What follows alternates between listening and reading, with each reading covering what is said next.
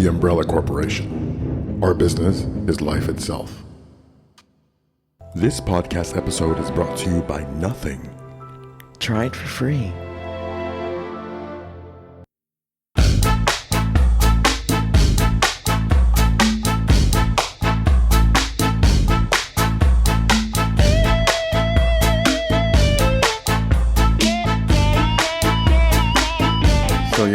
So I had to check that because the last podcast episode, like I was telling you, I hit the record button on the video. But we have Mactruque with us here in the studio, if this what this is. So you're an artist, you're a visual artist, and a prolific visual artist. Like which means that you've produced a lot of artwork, and you've. Anyway, I've been to your studio before, and it was it was an artist studio. What can I say? It can be overwhelming. You're even used to it, but yeah, it had like canvases and lots of paintings going on, you know. Mm-hmm. And you used to live in this one location that was very cutting edge for that time in the city. Like it was in this building, and I didn't know anybody else that was living in a situation like that. And when I moved for a little while to Oakland, California, I saw a lot of people living in that kind of artist environment, you know, or alternative housing, meaning that it's not necessarily a house. Artistic squalor. Yeah. That's what we like to call it once you're experienced. Yeah, man. So I'm very glad to have you, Thank you here on this show. And, we've been trying to sync up for some time. We have. So I guess we should just jump right to it. But something I've always wanted to ask you is, how do you view art? How do you see art in the context of society, or if you see it in that context at all? Yeah. Generally, I have two different categories to be, concise and not get too lost. On one end, you have what I associate with commercialism, and on the other end I see work that is geared towards self-projection, and whether or not that has any relevance or any importance, I look at the two as being rarely crossing over. It's either geared towards what people want or what it is the artist wants. And then from there, I kind of have a breakdown of, analyzing whether or not there's a message or there's a point. And art with a point is pretty unpopular, I would say, in a lot of ways. It's really intended. You mean for people who buy art, or just because Banksy would be somebody art with a point, right? Yes, but that's not something that people are thinking about purchasing. So it's a good example of a self-projection versus a commercialization. So that's you throw different artists out there, and you could even look at artists like Michelangelo, now a household name, but that wasn't a self-projection, that was a commercialization for religious propaganda of its time. So I put one of the two categories. And I think one of the reasons why I'm still just a hometown guy is because most of my work is geared towards self-projection. Mm-hmm. I'm very appreciative of the fact that I've been able to produce enough to be appreciated and collected, but that does not necessarily mean that I've had any commercialization. Mm-hmm. You tend to have to strip a lot of yourself out.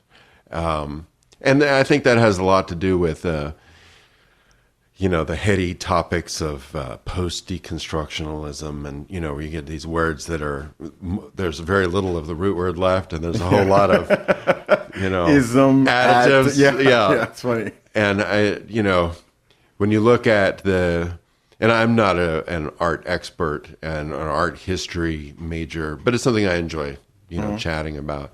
When you look at what Warhol was projecting about a post-deconstruction society, he was perhaps trying to experiment with the idea of putting message back in to art and saying that the art itself didn't have to be much of anything, that it could just be the message, even though we don't associate him with being, a messenger. But his idea of iconography and pop iconography is certainly relevant to what I look at, what feels like 50 years later, especially with how the times change. I know that incremental time is not necessarily relevant to that, but things are changing exponentially with each and every year. So I look at it like their idea of an art year back then could potentially be looked at as 5 and 10 years in the current pace. So the idea of ideas coming through the art, I think he was looking at a secularized iconography. Yeah, the pace of art. You mentioned the pace of art that has certainly increased. Definitely, like really so fast, and I think that's having an effect on art too. Absolutely. But you mentioned deconstructionalism. What does that mean exactly? Well, I'm not going to give you a good textbook answer, and your listeners are going to be able to look it up and go, "Oh no, that's wrong." But that's cool. Yeah, no, that's what life's about. I look at deconstruction as an awareness that there's all of the different philosophical schools that we have built up through time are now looked at as simply perspectives and points of view. So deconstructionism, this is terribly layman's terms, but in essence says, but that's just your point of view. So now that we've gone through this deconstructionism of looking at how philosophy in and of itself is just a perspective, and that's grown with our understanding of whereas globalism. Before it was seen more as a this is the foundation. I see. Yeah. This is the foundation. This is how it is. And then you had perspectives stacked on top of it. Now, consider a post-deconstructionist society that then recognizes that and then relabels everything accordingly. So we're one globe. We're one.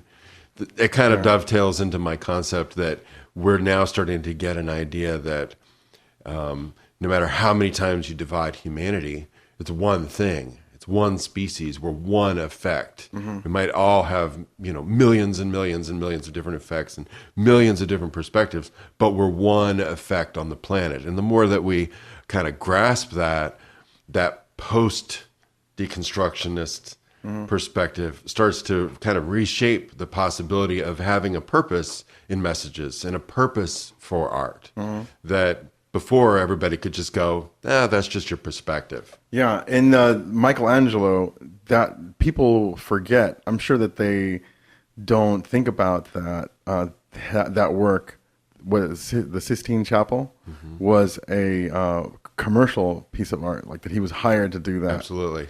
And when you look at most of the history of art, I don't think about that, but it's true. But I just don't think about that. Right. When you really think about the art that is considered timeless now, most of it was commissioned. Most of those, the way that art was looked at before the 1900s was completely different. And we keep on applying our modern view. Oh, he looked at a piece of marble and thought, I could make this, and I could do this, and I have these ideas. No, he was commissioned to do something for a specific client. And it's much the same with Da Vinci. Do you get commissioned? I do. And do you struggle with that, or is it like a situation where you're like, okay, do you have to put on a different hat to do that kind of work? I do. I love commission work because it expresses some money. It expresses a technical skill, and at the end of the day, I can stop and say I've worked. Whereas when I'm doing that creative work that's based on my own idea of what I want to express for my own things, I could work a 10-hour day and then at the close go, did I do anything yet today? And you know about that as a musician. You're practicing, you're writing, you're developing, you're crafting, and then sculpting, I call it. Yes, exactly. It's the same chipping away at same pieces. I have a love-hate relationship. I'm sure like many people do. I don't know if they do, but I think they do. I suspect they do with the creative process. The creative process is, that what you were talking about, struggling with it, and then feeling like you're getting nowhere, and then when you do get somewhere, it's just such a beautiful feeling that you stuck it out and you went through all that. Yes. And it is a weird process because, again, I don't know if everybody else is like this with that, but it's like it has a very short muscle memory lifespan. What's that? Meaning that, I can get into the creative process and I can remember how rewarding it is. Mm-hmm. And then shortly thereafter, I forget all about how rewarding it could be and whatnot. Like, for example, exercise is very similar. Let's say I stop exercising and then I start again and I go, I feel amazing right now. I forgot how amazing I feel. But I just did this 2 weeks ago or 2 months ago, whatever the case is.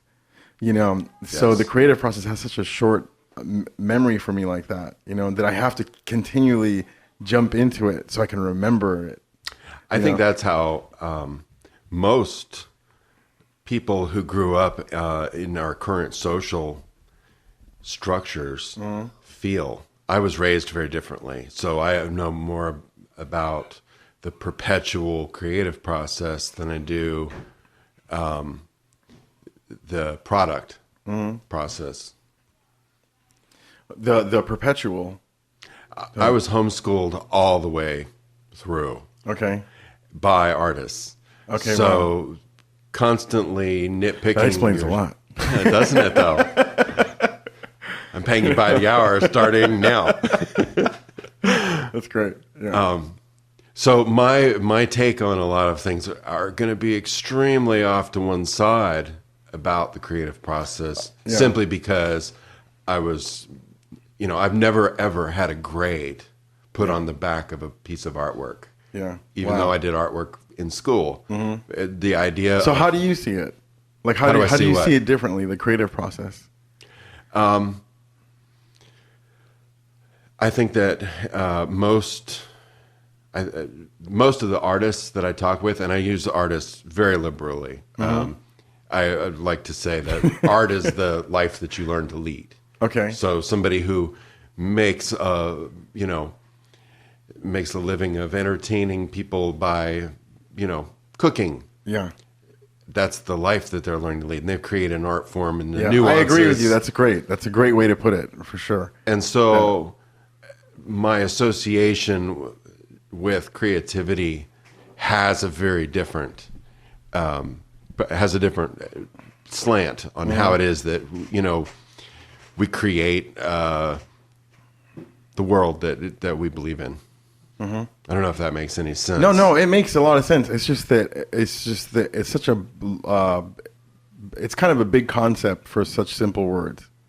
Like most things I'm saying like most things that you talk about. Like, because I know you to be a person I can rely on you to formulate your perspective, your artistic perspective, in accordance to what you're talking about, leading an artistic life, into what's happening and seeing what's happening in the world, or society or anything like that.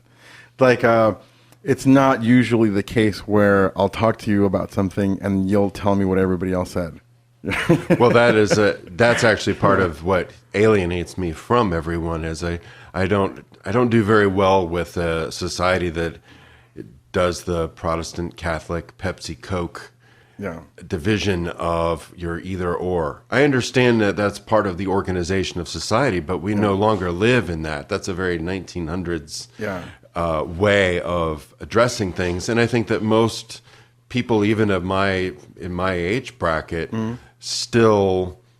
A good example is a college degree. Mm-hmm. Everybody complains about how expensive it is and student loans, and we're now finding that there's a whole generation of people who feel that you're either educated or you're not educated, and that has a tendency to kind of dovetail into the question of creativity and, again, going back to commercialism. You said there's a lot of people self-expression. who feel that way, that they're educated or not educated. Yeah. Based on, whether or not they have finished a degree and actually have something that they can produce as a resume. Yeah.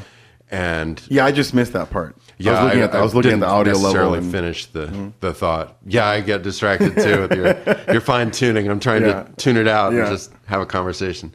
But so I think we're living in a time where ever since social media really came along, where there's this incredible shift in how personalized we can make our environments for creative and commercial and self-expressive, roles. And you certainly do it with the, having a multi-functional space where you're working out of and you're living and creating. And this quote unquote creative class that we've labeled for ourselves has to find a way to connect with those who don't necessarily look at things that way. The people who are working at Wells Fargo. Absolutely. Or whatever. Right. Whatever place. Or they're sandwich artists. Or, sandwich artists. They amaze me. I don't see how it's possible to, be a part of the machine. Who do you think has the best sandwich in town? Oh, that's a good question. I'm not even crazy about sandwiches. My wife is crazy about sandwiches. My son and I have been comparing whether or not we like Larry's Hot Subs or Firehouse for the last couple months. Okay. Like we've been going back and forth on that. I like the meatball subs at Subway. Okay. Yeah, I haven't been able to find a good sandwich because I don't really like sandwiches. My wife, however, she told me sandwich is my favorite food. I was like, what? That's interesting. Right. I was like, out of everything, I was like, yeah, because you can do so many things with it, Right.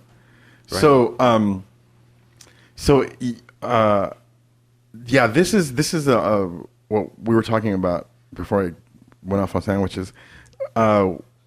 It's a problem that's different. It's a condition that artists have to live in, navigating in that world where the majority of the people have subscribed to the ready-made perspective or opinion or product or whatnot.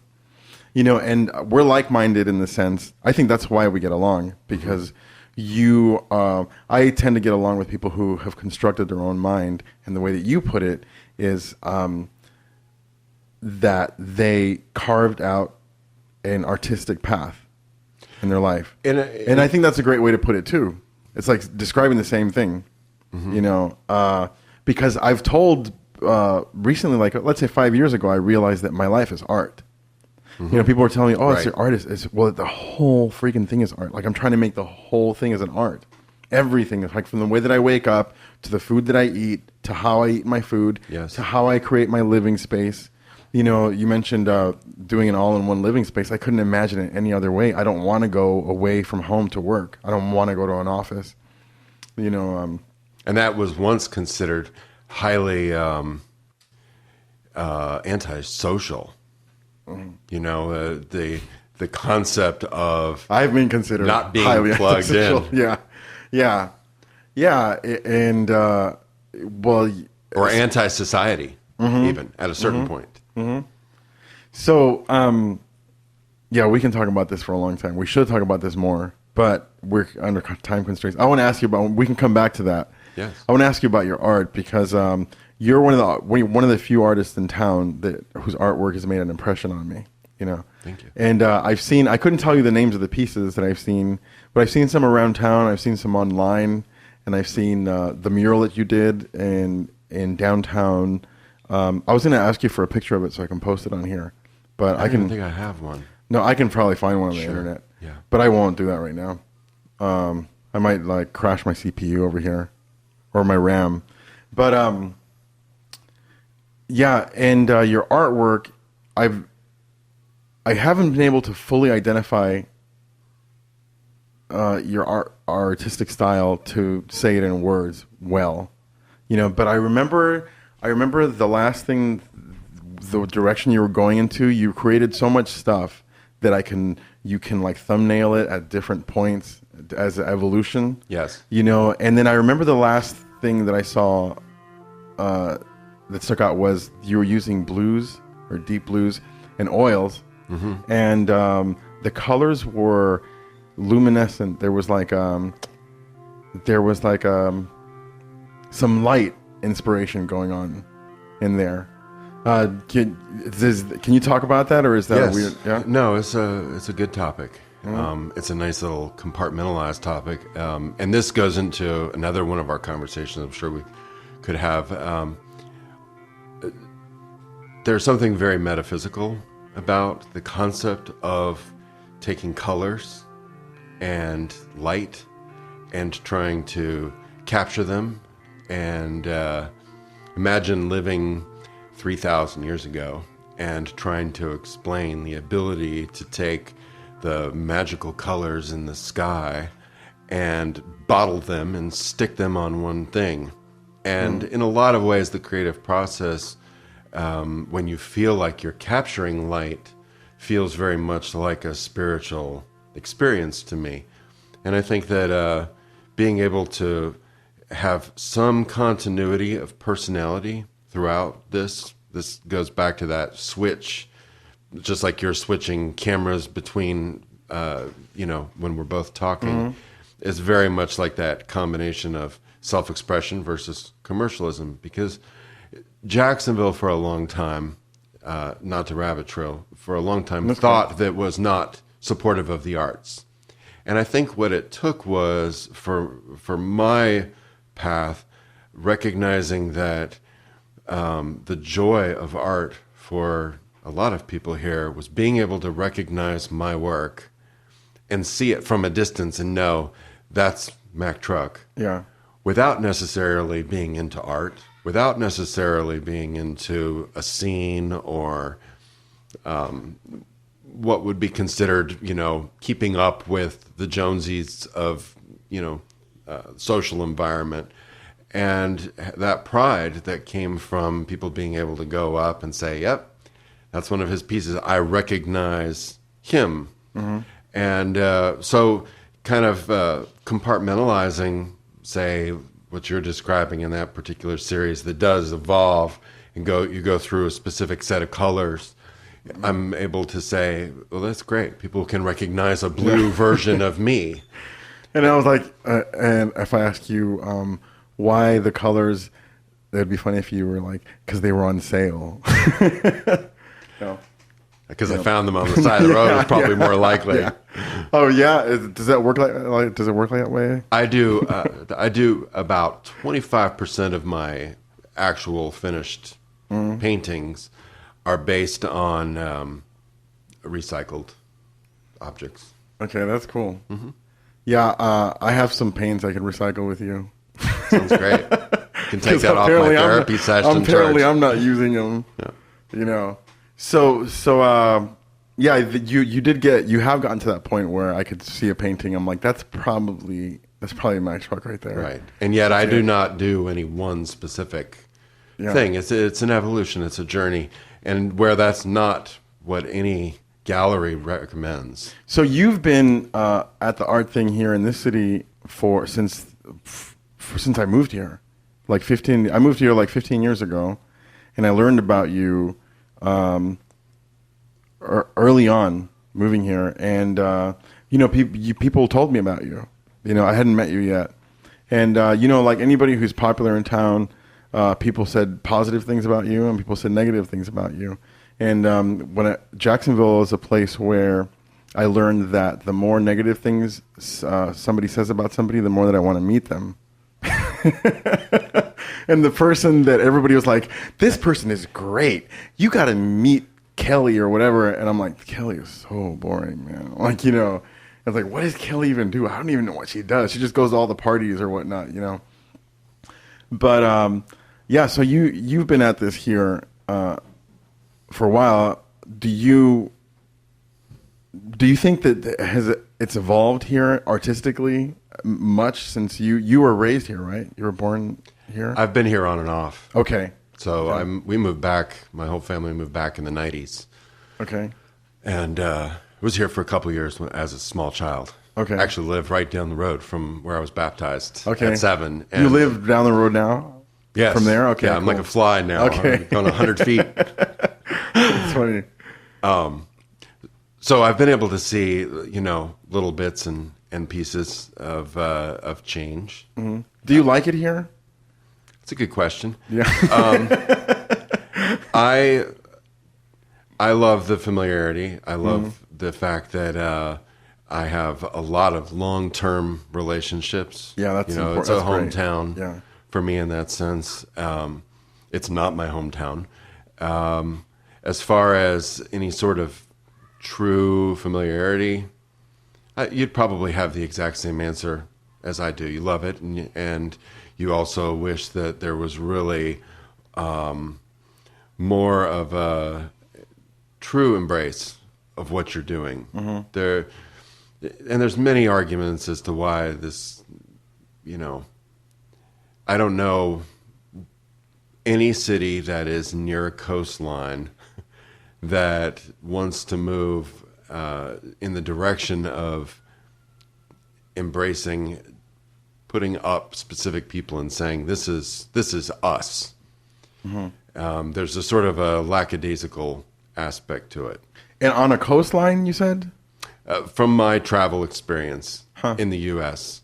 What do you think it is? The salt air, the negative ions coming from the water? Yeah.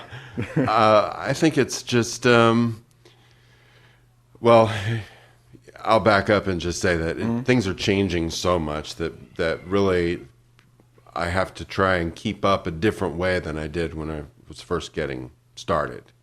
It's much harder for me now than it was in the 90s. When there was nothing going on. Yeah.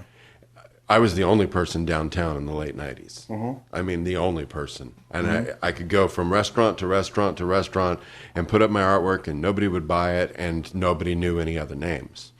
And my name carries much farther than I do. Yeah. Since it's my real name and not a nom plure, I'm able to point out the fact that I'm not just trying to drag attention to myself. So Mactruque's your real name? That's my real given name. Oh, okay. I thought that you made that name. That's what everybody thinks about my name. Right. Of course, Exactly. Yeah. Okay, yeah, I didn't know that. Okay, wow, your parents were artists like that. Yes. Very much so. Very serious artists, Very.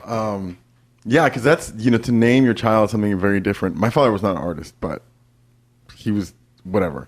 But he was like... Do you have a standard answer for how you got your name? Because I just tell him what happened. It's a boring story. It's a boring story. It's like my grandmother named my father, and she was mostly illiterate, and she read the Bible, and she made out that Goliath was a giant, and that he had beautiful armor, and I don't know whatever else is in the Bible, and she named my dad that, and then I became Junior. I was Goliath Junior. And she apologized to me in her 80s. She said to me that, she's like, I'm sorry, I didn't read the rest of the story. I couldn't. She's like, I didn't know that he got his head chopped off, Right. So, that's it. I just want to tell them. What do you tell people? What? I actually have so many, I dovetail different versions of the story. Simply because, there's a lot of information out there and... people I relate to different things. Generally, I give the story that my father gave to people when I was little, is that... he was born in a Mack truck. He had come up with the idea when he was a little boy, based off of the song Mac the Knife. So, kind of similar. See, this is how I would relate my story to yours, because the story of Mac the Knife is actually from the Threepenny Opera, and it describes a serial killer. It's very, very, very subtle. Is the song all the same? It's Mac. That's the song. The Knife. And that's from a Threepenny Opera about a serial killer. It's a song from the Threepenny Opera, and Mac Heath was a serial killer in it. And I've written an entire opera that comes up with an alternative explanation as to what's going on. You've written an opera? Okay, see, there's another interesting thing about you is that, just through without even paying attention, like over the years, like Mactruque has a band now. he's like I didn't know he played music. I knew you had a piano at your studio, but I didn't know you played music. I was like, that's cool, man. I was like, maybe I saw you live one time, maybe. But I remember when I was seeing pictures of you online with the band. Right. That was a period in my musical life where I was gigging like 6 or 7 days a week, and I was not going to go see anybody. First of all, I couldn't because I was gigging at the same time you were. Right. You know, no matter who it was. I didn't see anybody live. I didn't go to any jazz festivals. I didn't go to jazz festivals for like 10 years living here. Right. And I lived downtown. When you're a producer, when you're actually creating in a city like this, you're not a consumer. Yeah. You don't have time. I was terrible. I'm still terrible about that. Mm-hmm. And it's sad because I'm so well supported by the visual artists, which is really interesting too, because I don't associate myself with being a specific genre artist at all. I would not say that that what people hand me money for defines me. Mm-hmm. You know? Yeah. So it's along the same lines. Yeah, that kind of happened to me though. Well, that's what I have become. Yeah. People think of me as a painter when really that's like saying Da Vinci, not that I'm comparing myself to Da Vinci, but Da Vinci was not a painter, yet everybody thinks of him as a painter. But he only has 6 paintings to his credit, and yet he invented robots. Yeah. You know, and we don't, again, I'm not comparing myself to Da Vinci. It's again along the lines of what you said about carving out a life for yourself, or carving out through art. I mean, I can't remember how you said it. I'm going to have to rewind this. Art is the life you learn to lead. Yes. Yeah, art is the life you learn to lead. Mm-hmm. Yeah, or I'll say art is the life you carve out for yourself. Or, there you go. You know, and so do you have painters that you who floors you? Like, who do you admire as a painter? Oh boy, as painters. Anyone that comes to mind is fine. It doesn't have to be your ultimate favorite. Again, there's no straight answers with me, because I think the older I get, the more I realize the people who are you're running for office, famous, right? The people who are famous for their artwork really could also be considered famous. It's a little bit like music. You wonder a lot of times, well, why is it the top 40 is shaped exactly the way it is? Mm-hmm. What does top 40 mean? How come it's the same people over and over again? What is it about licensing and, you know, mastering and all that shapes who it is we know? And then we say, oh, these are our favorite musical artists. So I have kind of like 2 answers with that. On one side, the artist that really shaped my experience as an artist, people might just scratch their heads and say, oh, I don't really get that. And then on the flip side, there are artists that I wouldn't necessarily associate myself with now, but gave me the desire to paint. So just to throw some names out there, Maxfield Parrish and N.C. Wyeth, commercial illustrators who never did anything for themselves. What does their artwork look like? Like a couple of these guys. Maxfield Parrish was very dreamy, looked photorealistic. He used. Wait. Do you find it difficult? Do you find it difficult to describe art with words? No. Okay, good. Keep going. Well, so he's dreamy. Okay. I just find it it's unnatural because it doesn't. People don't really want to hear beyond a sentence most times. So you find ways to wrap it up really fast. So expounding on anything is unnatural. Mm-hmm. I have a funny story about that too. That I'm sure I'll have a reason to get back to. So Maxfield Parrish, very dreamy landscapes using very, very dramatic sort of rainbow-like colors. That's what I thought. I thought people posing in of the same person. Situations that don't really make a lot of sense. You know, girls looking ecstatic on the tops of mountains and things like that. His work was, to me, the pinnacle of illustration.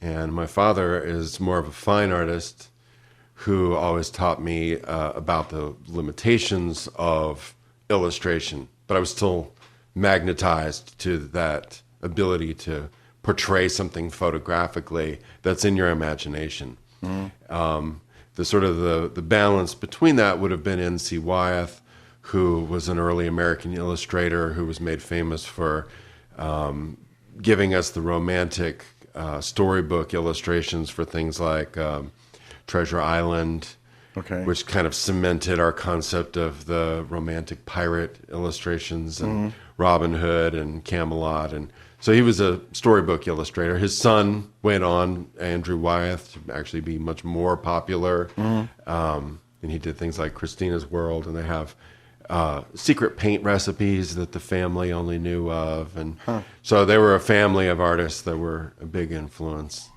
Yeah. And so those are two artists that I would not necessarily associate with my passion for art now, that certainly drove me to want to paint like them early on. And it certainly kept me interested in being really diverse in my, color palette, where there's a tendency to be more influenced by my father's work and go to a very sort of monochromatic theme. And so, I'm kind of divided in that sense. So monochromatic meaning that, like, if he's doing something in like browns, it'll all be beige, brown. Yes, he's a true studio artist, where he works through concepts, doing very large bodies of work, working through an idea where it's really as much about the medium itself as it is a subject. I tend to go towards a subject. Okay. He works just as much with them. He's like a really true painter, where he ends up stumbling upon these sort of magical things that the chemicals and things you're working with do almost on their own. Yeah.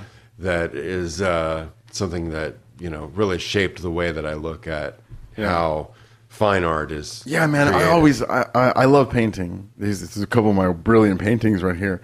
But I love enjoying having them as that's where my go-to right now. Hey, man, did you know you gave me that canvas? Is that right? Yeah. That's awesome. You gave me that canvas when you lived over on 8th Street, and that was the first painting I ever did. Wow. That's awesome. Well, I need to write on the back of it. Thanks for all the inspiration, Goliath. Yeah, right. Sign it. Maybe I'll get credit for it one day. Yeah, maybe. Yeah, you gave me that canvas, and I didn't ask you for it. You're like, I was telling you about wanting to paint you. Oh, you could have that. It's like, all right, cool. It's like, yeah, all right, awesome. I went home and painted. I worked hard at being a facilitator for the arts. Back in the day when you probably heard my name, back in the day when I heard your name, people were wearing khaki pants with pockets on the sides. Oh, but they're not doing that anymore? Oh, no, better make a note to myself. No, now it's just shorts. Just joking, yeah. Now it's just shorts with pockets on the sides. But you were saying you're a facilitator. I'm sorry, I have always tried to encourage those who are inspired, and then address the concepts of inspiration with them. And that's a normal reaction to somebody who senses that desire to want to man, that's great. That and you probably knew I wasn't bullshitting either. No, absolutely. So man, there's so many things I want to talk to you about, and there's so little time. We still have at least 20 minutes. Okay, good. But like one of the things, there's things that we talked about, things that you mentioned that I want to get back to and I want to expand on. But like I said, we're going to have to do this in more than one session because you have a lot to say. Thank you. Meaning, and whatever. One of the things I wanted to ask you about was technology and art, people, paintings being on the screen now. As opposed to the only place you can get it is if you go to a gallery or to a restaurant or wherever, or on the side of the road, wherever the artist is, and see that. Have you thought about that, how it's affecting art? I have. I try to be very careful in stating that this is purely opinion with this. I have found in the past that my opinions have really offended and shaped people's views. Even very well-known artists have been. I never even finished my answer on artists that have affected me. Oh yeah, So let's go back to that. Let me get back to that real quick. Yeah. Because locally there are a couple of people that really shaped me. That I mentioned my father as an artist, but actually watching Jim Draper and having him let me actually be in the studio with him while he was developing commercial, his Healing Palms. I actually watched him do this and become commercially successful and go through that whole process. And if there was anybody other than my father who was a personal influence on the lifestyle of being an artist, I'd have to throw his name out there. And people became very critical of him because he had a commercial success. Very critical. And he's gone kind of full cycle with that, where he has proven to be, I think, a truly masterful naturalist painter. And I think that that's going to keep on picking up commercial steam. But people looked at his ability to pump out that work and then be ripped off for that work. People were imitating. He had people who were imitating his work and making a successful living. Wow. And being able to see all of that kind of overshadowed all of the famous artists that I knew of. Jim Draper's work, I've seen a lot of it. There is a lot of it to see.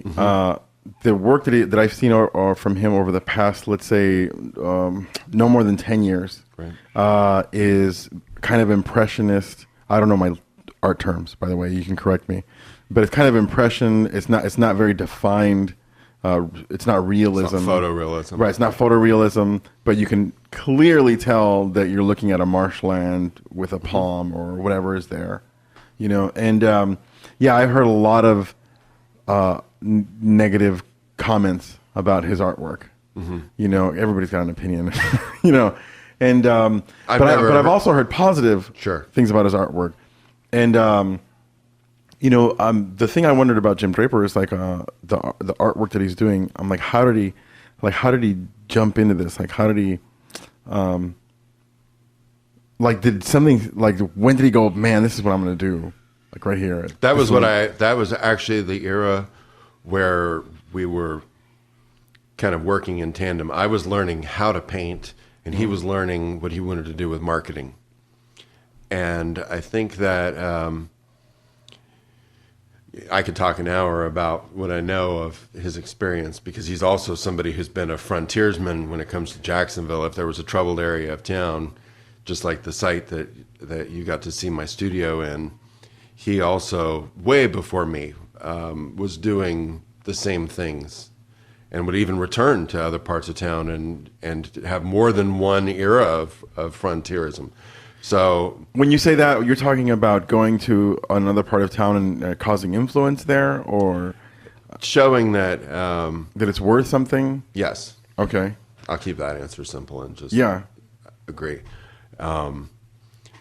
So a lot of times artists start to think that they're doing something dramatic and helpful and great, and certainly in a town that has had a downtown that has had the bottom drop out on it, like Jacksonville did in the 90s. It was really helpful to me as an artist to not become overinflated with the idea that I was doing something great, because I was learning under his history and people really talking behind his back. He's from here. I don't know where he's from here, where his but he's been here a long time. He's been here a long time. Okay. Yes. And realizing that, wait a minute, he has already done what I am trying to do, and you realize you're just a part of a lineage. You're not inventing the wheel. This could dovetail back into what we were talking about with technology, because we are inventing the wheel with this this idea of being able to manufacture, merchandise, market, point of sale, all by yourself, like your own little sweatshop, in a way that has never been done before. And so that's why I wanted to preempt my statement about saying that my opinion on this, it should not really necessarily shape anyone's perspective. I'm somebody who sells so inexpensively that when people talk about, oh, are you making prints? I say, why would I do that? I'm selling originals for cheaper than you could make a print of it. So just buy original art. If you buy enough of my original art, I will be able to do whatever it is I want. Mm-hmm. And that has a lot to do with being prolific. And it has to do with the idea that we live in a society that doesn't mind everything being a copy of a copy of a copy of a copy. Yeah. And there's something holistically beneficial to saying, this person touched this person made this. I would have great reverence for my shoes if I knew who made my shoes for me. Yeah. I'd make sure that they were polished and that I didn't have to throw them away every year. I wouldn't let, when they got muddy, I would know that they were waterproof, and I apply the same thing to prints and a lot of artists. But yeah, we're very disconnected from so many things that we use. The shirt that I'm wearing, yes. the shoes that I wear. Just like you said, if I knew, I was just at the store. I was at the town center of all places with my wife Patricia, and we were looking at a little rocking horse for my daughter for her birthday. And I was having a lot of trouble buying this rocking horse because it was $150 from some store. I don't remember the name of the store, but it was over there. And I'm sitting there, and she's like, "What?" She's kind of looking at me like, "What's going on?" She's like, "I can pay for half of it." I'm like, that's not what it is. I'm like, what? I go, "I don't know where this was made," and I'm like, I'm not like that about everything, right? But most things I am. And we have a friend who does woodworking. I said, if Spencer made it and he's like $150, I go, I would think it might be too much, but I would pay it gladly, and, but this, I don't know, this company, I mean, they probably paid the person $20 for it, and I don't want to pay for it. And it's not even that I'm thinking that I'm going to change something in society. I just don't want to participate in this. Just a personal feeling. I want to go to sleep tonight, and I don't want to participate in that, And so it reminded me of what you were talking about. That, but how your artwork? How does that relate to the shoes? Like people make people, or knowing where your shoes come from, or whatnot. Well, this is all, when we talk about technology and creativity, this goes back to those late night conversations about the questions of how much does the West really grasp the statement being made by made in China? Do we really actually understand the global environment and what China has to say by being able to say, that's all you need to know? We are China. They recognize and accept the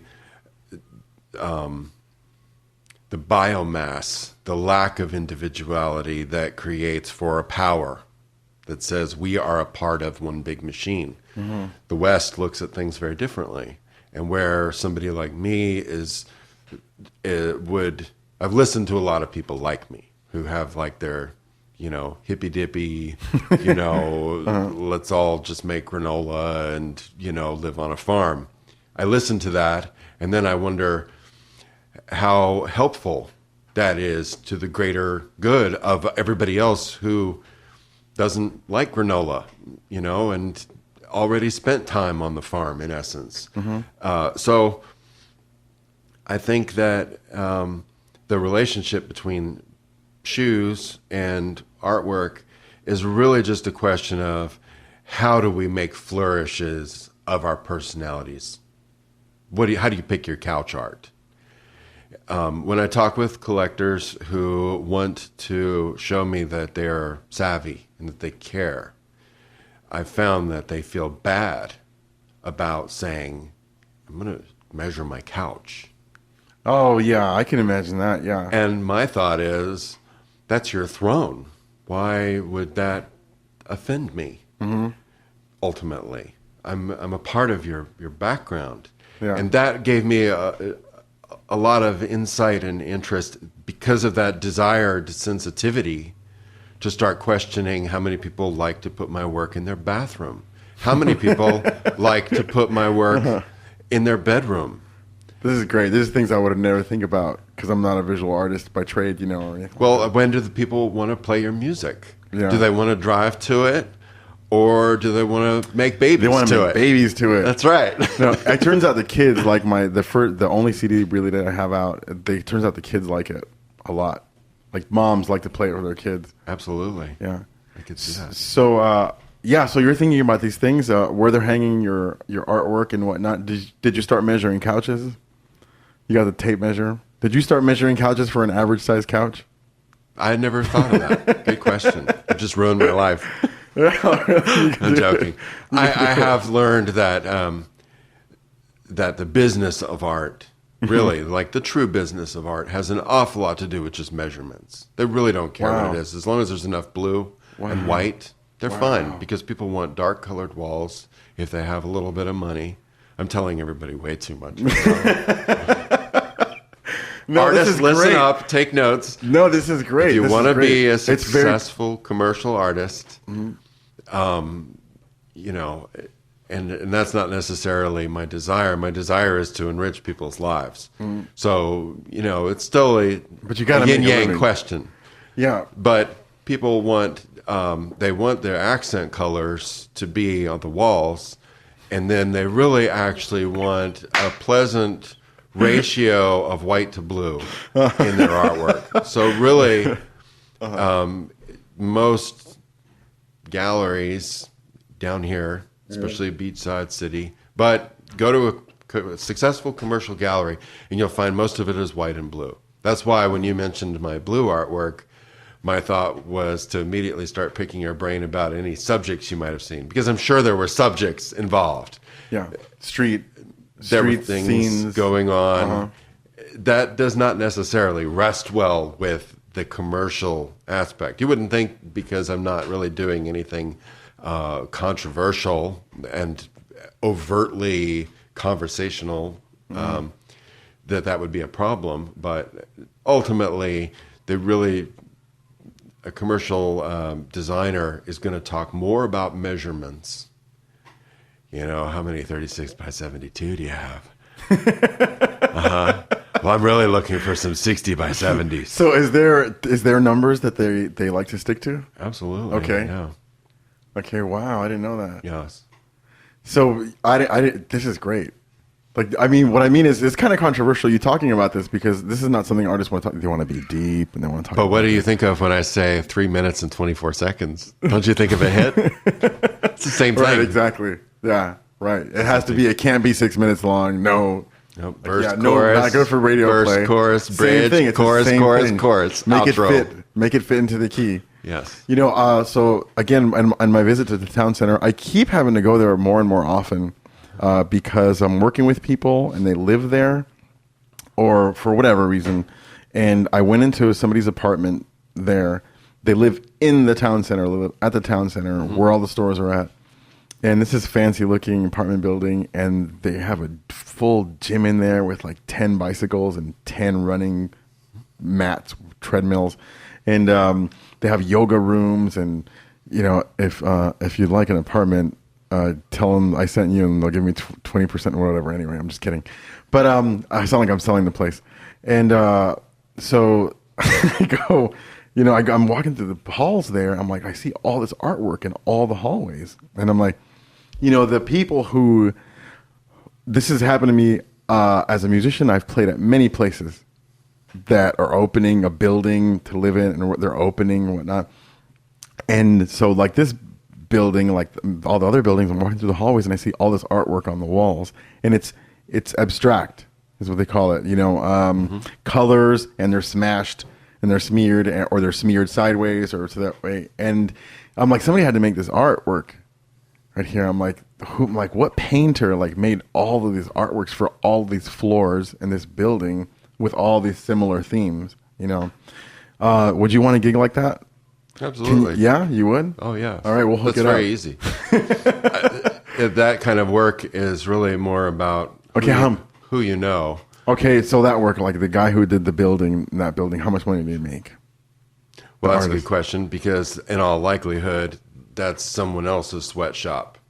In fact, there's a gallery here in town where they're kind of doing it transparently, where you can actually go to this gallery in San Marco. I won't mention which gallery it is because I don't know if they'll approve of me saying this, but if you go to San Marco and you're looking for galleries, and they have an artist who's actually there working on paintings that kind of sound like they could fit in that environment. Mm-hmm. I don't know what their arrangement is, but I have a feeling that he's not making the I'll bet you he's doing a really great wholesale deal because he's simply able to work. Yeah. Just do the work. For someone like me who is manufacturing, merchandising, marketing, point of sale, follow-up, installation, there's only one of those positions is getting paid. All the others are free. So I'm making much less than the person who can sit there and literally just pump out work and just put it on the wall. Yeah. Eventually, the famous modern artists get to a point, the Gerhard Richters of our modern world are actually able to just stand there, have somebody throw a canvas on the wall, they do the work, and then they move to the next one, and they get whatever they want. And that's called, success. Does Gerhard Richter, he's German, right? And does he have a documentary out of him painting? It's fantastic, yes. Okay, and it's a very quiet documentary? It is, and they talk about him being difficult, and I can't spot where he's difficult. So It must be one of those things where it's like... Yeah, he's so nice, right? I saw the documentary. I sat through the whole documentary, and I felt like the way that I felt when I was watching Mr. Rogers when I was a kid, because I was like in meditation. I'm like, I can't believe I'm watching this guy just go... And he's just like dragging this thing across the canvas, and I'm like transfixed. Yes. I'm like, I think I want to paint now. Right. I have two favorites about that documentary. One was the assistant who's asked by the documentary maker what he thinks, and he's standing there and he goes, I don't want to affect the process. That's not my, I don't know how he said it, but basically that's not my job to have an opinion.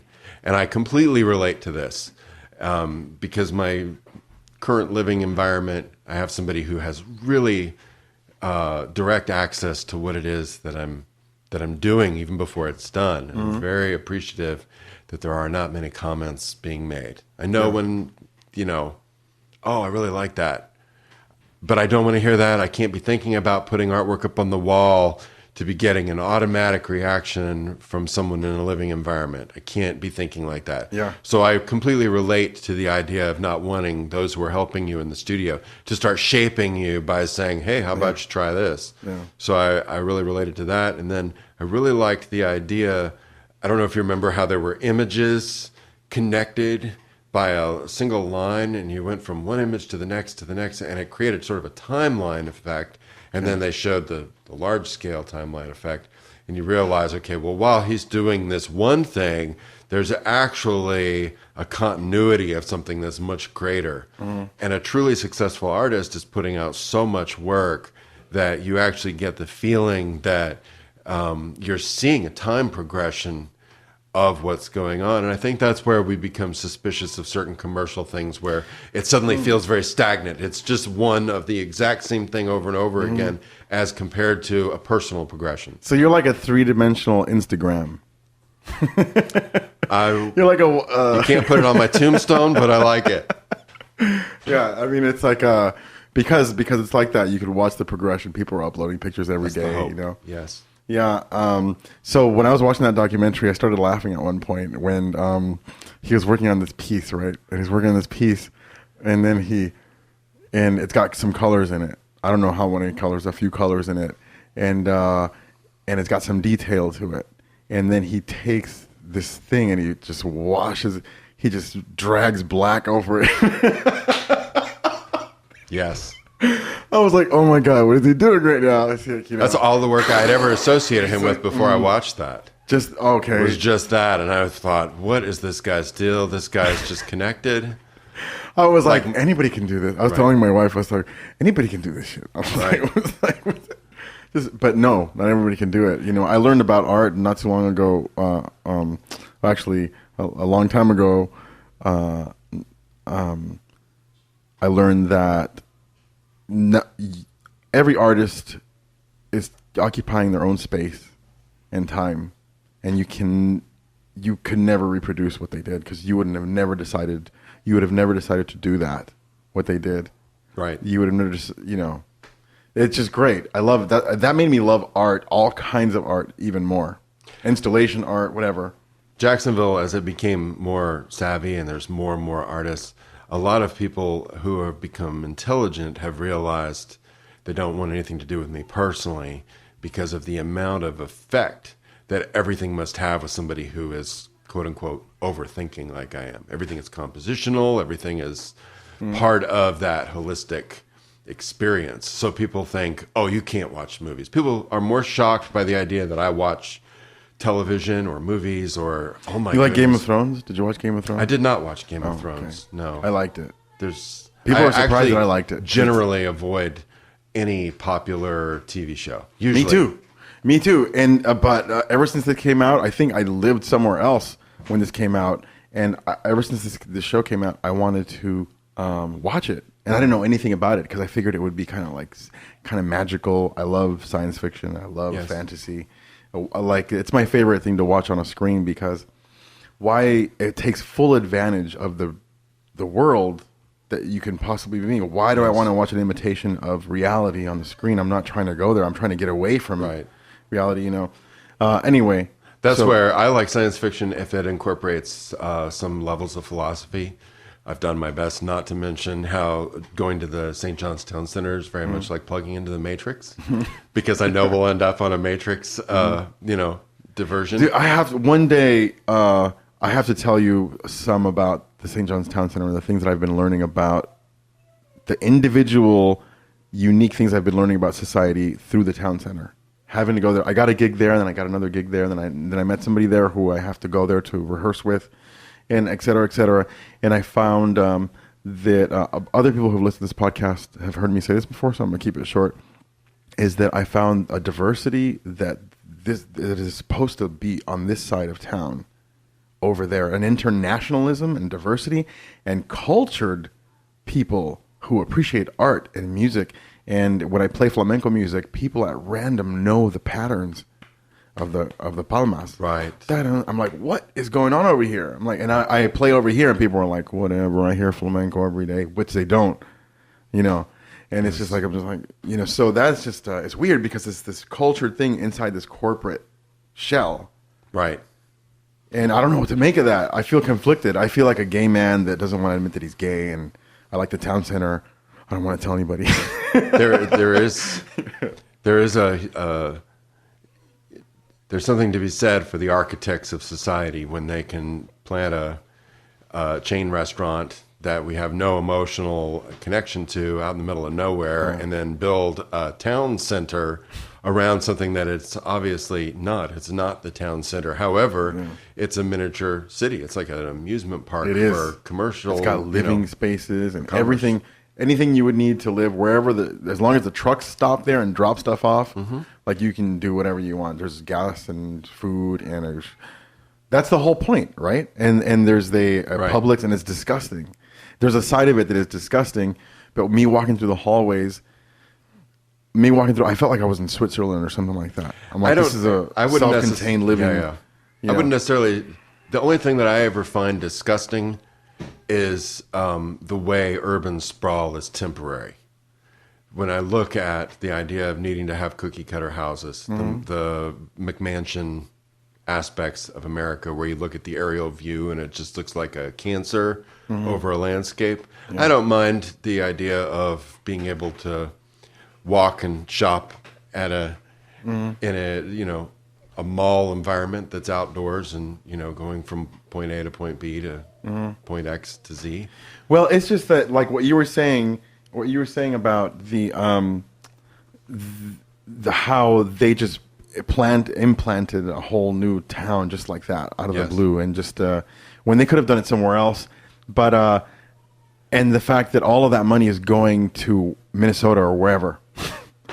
You like the profits and whatnot. It's not going back into the same place, you know. And, maybe not. No, I mean it's being extracted. You know, like all of the people's funds from around here is being distracted to wherever Bed Bath & Beyond's headquarters is at.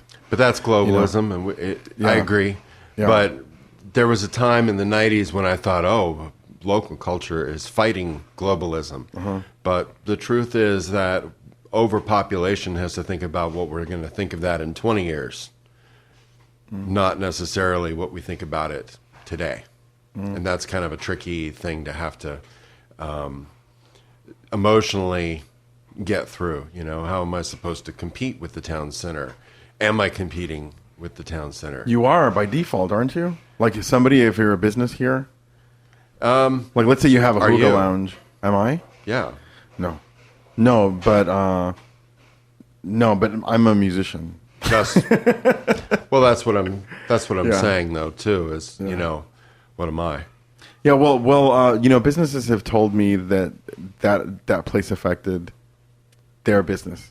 You know, when that opened up, they had to shut down or whatever. I don't know. Oh, the art walk ruined my business. Really? Oh, absolutely. Really? It was destroyed. Right. I call it drink walk. It is.